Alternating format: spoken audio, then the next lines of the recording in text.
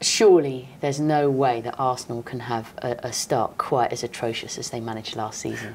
Well, they'll certainly be hoping not. And I think when you look at the level-headedly at the situation, it's nothing like what it was last season. There's just not the sense that Arsenal are in that same position this year. They've obviously made some transfer business very early, bringing in Giroud and Podolski, which is a sensible reaction to the having to leave everything, well, not having to, for leaving everything late last season.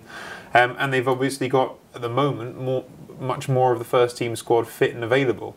Wenger has said he's not certain if Giroud and Podolski will be able to start the first game, but they're basically going to be available to him very quickly. And so I think there's every reason to believe it should be a very different picture to that start last season. Van Persie's obviously dominated the summer in the way that Arsenal have become accustomed to with captains in particular in recent seasons.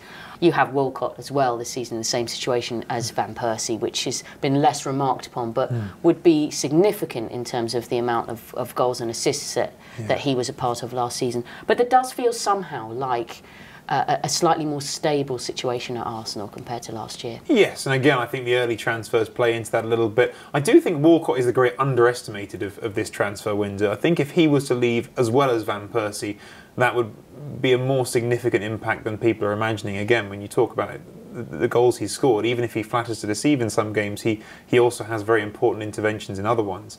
But I think the club clearly has set out to do its business earlier and be in a position coming into the season where everything is settled. And as you say, even the Van Persie situation doesn't feel like it's going to be as messy as the Fabregas situation got. The question I would sort of have for you actually is Wenger and how he's responded to that crisis last season to get in the situation they are now, to get them to third. Do you think what he's done has been slightly underestimated? Totally. I mean, I think for a manager to have been overseeing the kind of calamity that was going on at the beginning of last season, the pressure seemed to be so intense that I would say I half expected Wenger to leave or jack it in or the decision to be made for him. In the home match where Arsène came on for Oxlade-Chamberlain, and there was the first time that you've ever sensed a feeling of revolution of people in the crowd actually openly turning against Wenger, and he looked shocked by that. And I think he had to suffer some real body blows this season, even though he's had difficult periods in the past. And I think a lot of us didn't think he would necessarily see out the season at various points. And from Arsenal to go from 17th and really it looking like everything was imploding to finishing up third and not even needing that Champions League qualifier, the recovery was pretty amazing, and I think Wenger hasn't quite had the credit he deserved for that.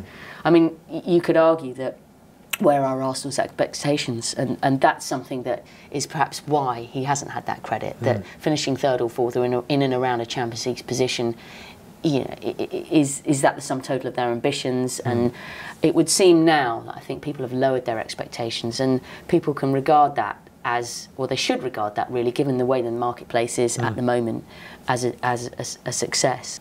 This season obviously he's also going to have a different person sat next to him on the bench, which I wonder if that's something worth touching on. Is Pat Rice has been there so long, but Steve Bould, there's this optimism certainly I think among some fans that because he was a great centre back and he played in a team based around such a solid defence, that he can be the man to maybe bring some of that solidity that wasn't there. And I think it is crucial when talking about Arsenal this season. You look at the potential loss of goals with Robin van Persie, to maybe offset that with the possibility that when Arsenal conceded 49 goals last season, you can offset some of your loss in goal scoring by conceding less goals as well.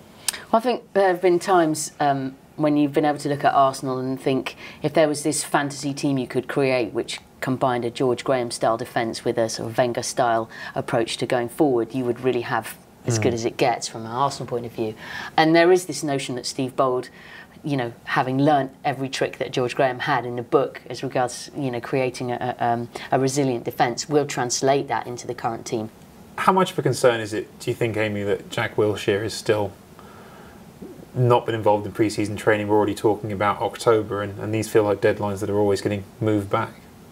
It's a massive worry from an Arsenal point of view. I mean, originally his injury probably shouldn't have kept him out for more than a few months. As it is, he didn't play a minute's football last season, and the weight goes on. And the fact that he's not even been integrated into the team at any level of training really thus far, it's going to be a real booster to Arsenal if he can make an appearance